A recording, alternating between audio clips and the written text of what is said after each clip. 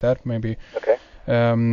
Anyway, in that interview, you spoke a little bit about, you went into a little bit more about Hollywood, and the one thing that I kind of reacted to was that there are different acting techniques in regards to, I guess you were referring to mind control methods and the way that actors, use their techniques to get in the mode of their characters and so forth. Sure. Maybe you'd like to elaborate a little bit on that. Well, I found acting itself and the process of acting fascinating for that reason. Stanislavski, of course, created what we know as method acting.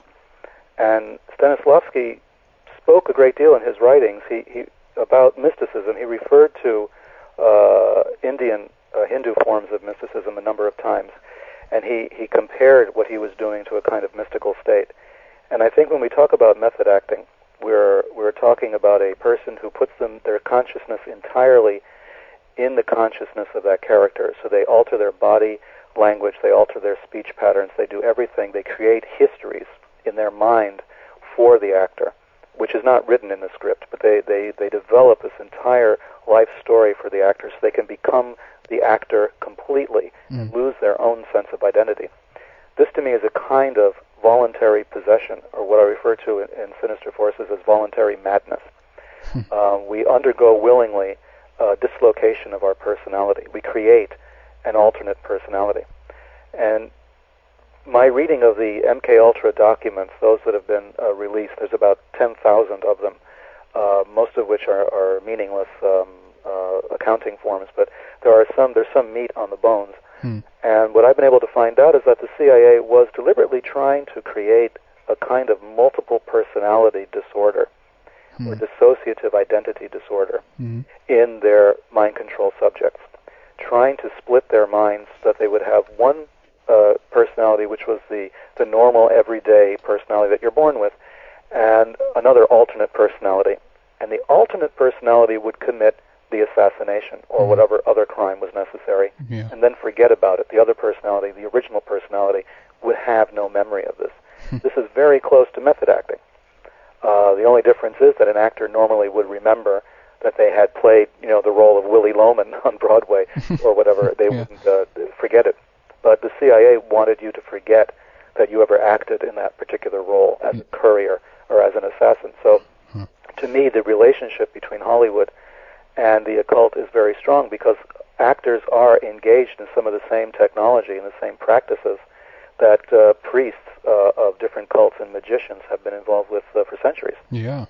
The CIA simply wanted to create and control that process themselves and decide who would remember and who would forget, whereas within an initiatory framework, you never really forget what you've been through, what you've gone through, and that's the major difference. But Hollywood, because they manipulate reality and they manipulate consciousness, they're in the same business.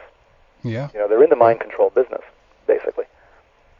Do you think that, considering the fact that so many people want to make it, so to speak, in Hollywood, there are scores of people crowding to get a part in some film or whatever, but could the collaboration between these two go even deeper, considering that this might be the kind of perfect testing ground for subjects, Hollywood, for all those people who might not, or actually might succeed in Hollywood, meaning that they can pick and choose at some lengths to which persons they actually choose to use as these mind control victims, because as I understand it, there are they are looking for people who are easily manipulated, I guess, in that sense, because there is a different people are different in regards to how they can be controlled and so forth.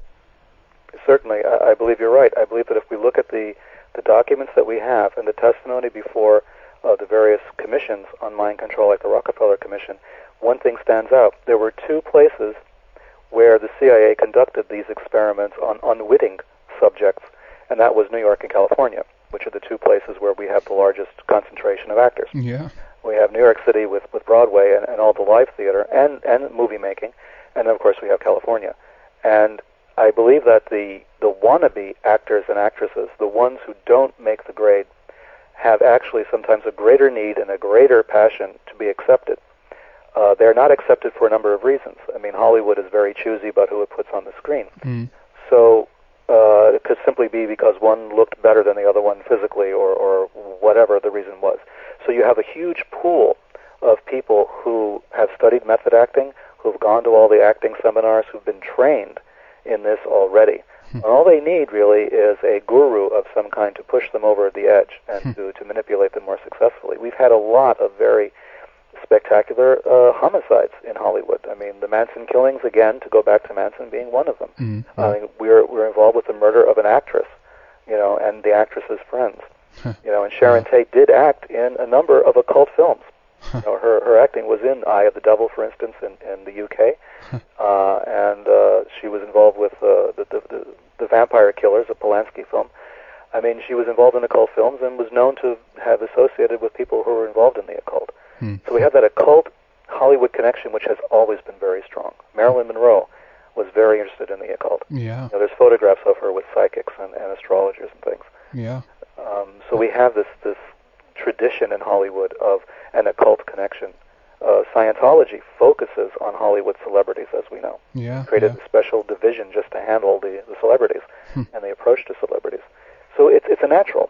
So when you see Tom Cruise or John Travolta or Kirstie Alley or any of these others, you have to think that the fact that they're actors and have been involved with method acting and have been involved in losing their consciousness and trying to change it into someone else's, that these are the perfect people to be used in any kind of a military or an intelligence capacity. Fascinating. Your blurb for book 3 called The Manson Secret, you have a short paragraph states, simply David Lynch and spiritual transformation. I think I guess throughout the entire book you go into this more regarding, the assassination of Marilyn Monroe, Jim Morrison, Phil Castro's Hollywood career, but this line stands out to me, at least, because I'm so huge fan of David Lynch. Would you like to elaborate more on what you mean by that, David Lynch and spiritual transformation? Oh, sure. I mean, I'm also a very big fan of David Lynch as well. I've called him basically the last true initiate making films in Hollywood. I believe that where we talk about spiritual transformation, this is a focus of